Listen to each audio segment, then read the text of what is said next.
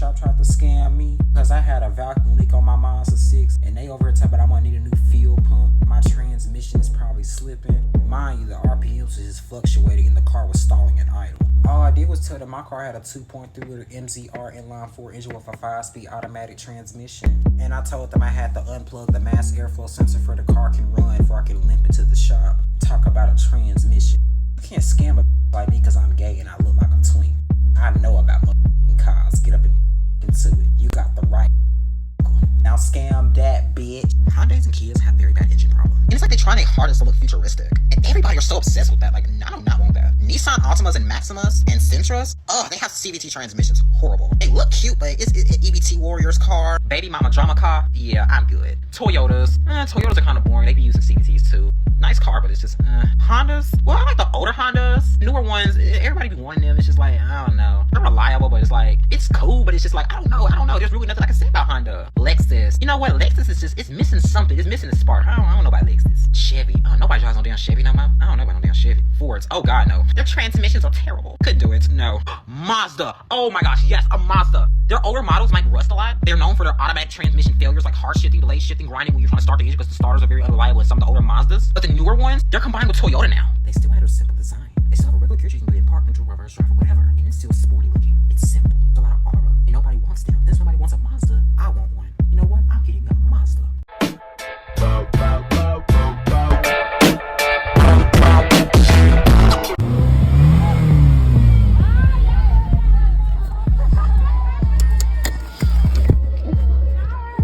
I remember back in Mississippi when I was broke, my car used to break down a lot in drive-through lines. And I knew a little trick in McDonald's to get free food. Sometimes I'll be broke as shit because I was being paid $8 an hour. So yeah, I remember this one time I was starving. I went there to give me like $1 burger or something like that. There was this bitch in this van at the first speaker. I was at the second speaker, so there was 2 speakers. I think the bitch knew me or something, and she made a nasty face. So I thought it would be cute to hit the gas and go in front of her. So I took her spot. I paid for my food. I got to the second window, and I had their order. Girl, their order was a 20-piece McNugget, a cheeseburger bundle with 2 fries, 2 Cokes. Girl, I ate good that goddamn day. I was gonna go back around and try to say my order was supposed to be, I just went home. Ever since then, I would actually do that little method of jumping in front of people that's in the first speaker to get their food. If their order is good, because you can kind of hear the order. I used to let my window down to hear the order. Please not do this. I used to be very evil back then. And my car used to cut off a lot of that drive-through, and it used to smoke and it used to break down and make loud-ass crashing sounds.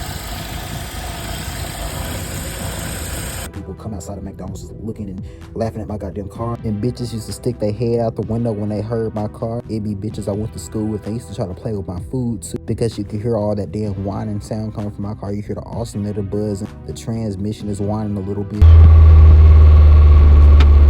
And my car used to buck back and forth like this because the torque converter is shot. Girl, that was some embarrassing ass shit. I was a broke bitch stealing food at McDonald's at one point, bitch. Get up into it. Nah, don't do that shit. This shit is lame as fuck, though. But I was broke and I was starving because I had no food to eat. And I was technically homeless, so I was living with my homegirls. So, yeah.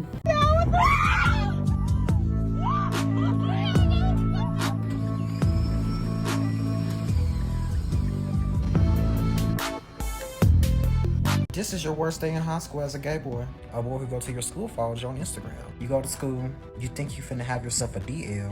You go through your day and nobody has spoke to you yet because you're just one of them gay boys who is hated.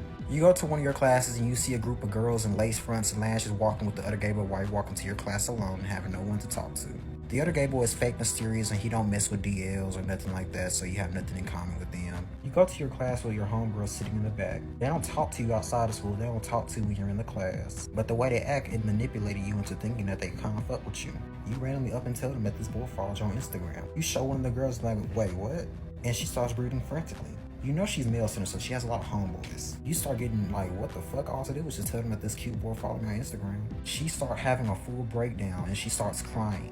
She's like, oh my God, no, he can't be gay. He can't be. Your other so-called homegirls are just looking at you just with a stank-ass face. So she decides to FaceTime the boy that followed you on Instagram. She asks him, so are you gay? You following this thing right here? He gay and he a punk, you following him? You like, oh my God, I cannot believe she's saying this. Is this boy finna cuss me out? The boy on the phone was like, what? Well, I ain't following nobody. She ended up getting mad and hanging up the FaceTime. She look up at you and she say, You know you weird as hell for that, right? And your so-called homegirls look at you and smack their lips. Oh, it's time for lunch now. Them was the only people you had to sit by at lunch. You sit at your table thinking, oh, they finna come sit by me, we're gonna talk this out. Nah, they go to the opposite side where the other gay boy is sitting at, and they go sit next to the other gay boy. And you're sitting in the cafeteria all alone. They're venting to the other gay boy about how fake and weird and messy I am for trying to expose and be an attention seeker. You'd be like, oh my god, maybe I am the fucking problem. Maybe I am an attention seeker. All I did was just want to tell them that this boy followed me. You go home mad as hell. You already go home. You have no one to hang out with outside of school. You open up Instagram, you see the other gay boy in high school hanging out, going out to eat with the other bitches that was just calling you weird. You have no one to talk to because your mom is homophobic and your family is just old and just narcissistic as hell. You start going on Instagram making subliminal posts about how everybody is weird and how everybody is fake and homophobic. You wake up from a nap and you realize that the other gay boy posted a picture and the picture got like almost 1,000 likes. You decide to get dressed up a little bit and you take a little picture. You post the picture, get about 50 likes, 46 shares, and 3 comments. And then you just realize your life is a living fucking hell. Your worst day as a gay man, but in high school, part 2. You get up for school, you have a field trip today. You try to look for something to wear, but you can't find nothing to wear. You want to ask your mom for a piece of clothing, but you know your mom does not really have nothing to wear. And secondly, she doesn't really accept you like that. So you dig and you find you a cute little dress. You can't really style the dress the way you want to because it's kind of old-timey. You want to get cute for this little field trip. You realize, oh my god, your phone is off. Your phone bill is due today. And you don't have money on your card right now. And again, you live in poverty. So all my paychecks are being took by my mother because she wants all my money. You go to school, you walk inside school with your little dress on, your lashes. Everybody's staring at you and not giving you no compliments. Field trip starts around 7:50. So you sit in the corridor of the school. Because everybody before the bell ring for first period, everybody has a friend or they go to breakfast with a friend. You just sit in the corridor with no friends. It's time to get on the bus for the field trip. You get on the bus and everybody's sitting by somebody. You go to the back of the bus, but the boys back there do not want your gay ass sitting back there. Oh hell nah. You sit across from these girls with lace fronts and lashes on. They don't even bother to look away because they don't fuck with you. We arrive at the destination of the field trip. You go inside. The field trip was to a courthouse. Each chaperone wants you to find a seat to sit by. You try to find the prettiest girl that you think you're cool with to go sit by. She look at you with a stank ass face and say, ugh. So you just go sit in the back corner by yourself. You text that one girl that's hated at the high school as well. And you be like, man, I want to go. And she be like, damn, me too. You text her, can I sit by you? And she says, nah, I just want to be alone on this field trip. You just sit down, and a group of boys that's sitting behind you is ask you, hey man, why such and such say you said this about me? You so confused, like, who the fuck is lying? You realize in the back of your head, a lot of girls that go back behind your back trying to tell these straight boys you've been talking about them just to be missed, just to get you set up and beat up. You ignore their ass. You go along with your field trip, and the field trip is over with. The same girl who said ew to you is, of course, by the other gay boy, which is a mask. There's only one other gay boy in high school. He's a mask, and you're a femme. She's all under him saying, friend, oh my god, I love you, friend. Friend, can you do this for me? You know damn well she's using his ass as an accessory, but you just don't pay it no mind. Then it's time for lunch. Since you went on the field trip, we go to lunch at a different time. So no other grades, no other classes are at lunch but the people you went on the field trip with. In the cafeteria, there was booths in the back corner for the seniors to sit at. Mind you, you're a senior at the time. You see a group of girls that was on a field trip. You're like, okay, I'm gonna sit by them. Let's see if they'll allow me to sit next to them. You go over there and you realize there's a straight boy sitting down there. The straight boy say, like, oh hell no, his ass ain't sitting by me. His gay ass ain't sitting by me. And the girls sit there and just chuckle a little bit. It's like they laughing a little bit. They're not doing anything to defend me. You realize them hoes are homophobic and male sitting weird as fuck. You just throw the lunch away and you go to your fucking classroom. You go along with your day. You see that same straight boy that said, oh hell no, talking to the other gay boy, being cool with him. People did all this because you're a gay man in a dress. And this really wasn't a dress because it was just some shit that you put on.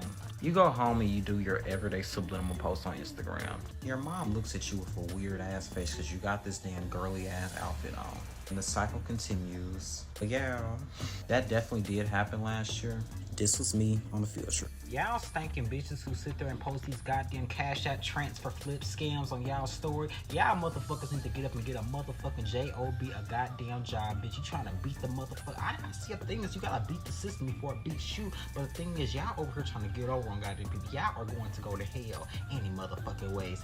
I knew my family failed me when I got fired from my first job because I did a no call, no show, and I did not know what a no call, no show was because my mama never had a job when I was a child or growing up. She always lived off the government assistance, the SSI, the disability checks, or all that other shit. Always living in poverty. I never knew nothing about what pay rates mean, salaries. I never knew what none of that mean because, yes, when I was growing up, my mom or dad didn't have a job. So I had my job, and I didn't know calling on the show about a month after I started my first ever job. I thought it was literally normal. I thought you just don't go to work when you don't feel like it. And you get your mom or somebody to write an excuse letter for the next day. Bitch, this is not school. I don't know what I was thinking, but obviously I don't know what I was thinking. I thought it was a normal thing to just not show up to work without calling. Anyways, I got fucking fired. And my mama had to damn near cuss out the manager. Motherfucker, you better hire my son back with your big old man face built. That's exactly what my mama said to that black bitch. One thing about Domino's, I worked there when I stayed in Mississippi as my first fucking job. But that motherfucking manager, I hated that motherfucker. That motherfucker had something nasty at. My mom was calling that lady all kinds of dykes and hoes and all that other shit, girl. She homophobic, but anyways. Yeah, my first job did not go as fucking planned, Bookie, but $7 an hour, yep. The fear of having a gay son is what's creating these YNs. I seen this girl come over here talk about her 11-year-old son, say he cannot make friends at school because all the boys want to be YNs and all of the nerds are rude. 80% of the black community would have a boy child. You got the boy moms. You got the moms who have baby daddy issues. And then you got hood bitches that should not be having kids at all. All three of them would raise their son off of what they think real masculinity is, which is the niggas they attracted to. They would shove toxic masculinity onto them. They would raise them off of the homophobia that comes from toxic masculinity and internal misogyny. They would try to push anything feminine away from their sons as possible. And when their sons grow up, they will literally start hating femininity. They will start treating women like shit. And it grows into this mental illness that a lot of black people have. Some of y'all bitches would dress your sons like thugs, like with big chains, with fucking tank tops and stuff. It is honestly pitiful. Same with you bitches putting lace fronts on these little ass girls. The fear of having a gay son is the reason why YNs exist. We can't blame all single mothers, but we can say these fathers raise their kids very much like that. But a lot of women is picking up on the toxic masculinity to raise their children like that. And it's growing into this new thing where everybody's raising their kids just like their baby daddy. And you have the boy moms once again. A lot of y'all are child predators and y'all need to say that. It's a lot of fetishization going on. It's a lot of just, it's getting sick. Say goodbye to future black doctors and lawyers because it's over with. You finna have a damn nigga going around saying no homo after every little motherfucking thing he say. That's a mental illness right there. How you born onto this world and you have to say no homo every time you do something that's suspect? That shit is sick to me. I don't get it. You're a woman? Yes, I am a woman. Is something wrong with your reproductive organs or No, is all okay down there? no, don't talk to me about my reproductive organs. Why not, baby? Come back. That's kind of weird. I'll beat you like I beat my children, you fucking... Oh, this is my shit. I don't care who wanna talk about my car. This is my goddamn car. I love my goddamn car.